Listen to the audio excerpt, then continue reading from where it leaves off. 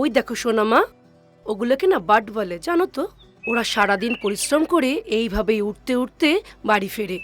আর তোমার বাবা সারাদিন কষ্ট করে এইভাবেই বাড়ি আমি ফিরে আসে। একদিন বড় হব, বড় হয়ে বাবার মতো স্কুল টিচার হব। তুমি দেখে নিও মা। জানি না তো, সে কি? এইসব তো কিছু আমরা শুনিনি।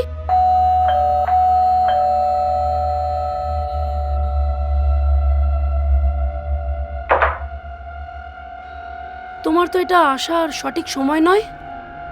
তোর কি মনে হচ্ছে আমি তোর বাড়িতে আনন্দ করতে এসেছি? এত বড় একটা ঘটনা ঘটে গেল, আমরা কি চুপচাপ বসে থাকতে পারি? তোমরা শান্ত হও মা, তোমাদের শরীর খারাপ করবে। ওদিকে সুরজিতের অবস্থাও ভালো নেই। আমাকে আমাকে পারলে ক্ষমা করে দিও শ্রী, আমাকে পারলে ক্ষমা করে দিস সোনামা। চাকরিটা তুমি পাওনি সুরজিৎ।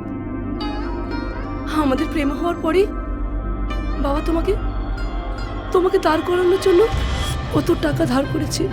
আচ্ছা সুরজিৎ, বাবা যদি এসব কথা জানতে পারে, বাবার কিছু হবে না তো? এটাই হবে।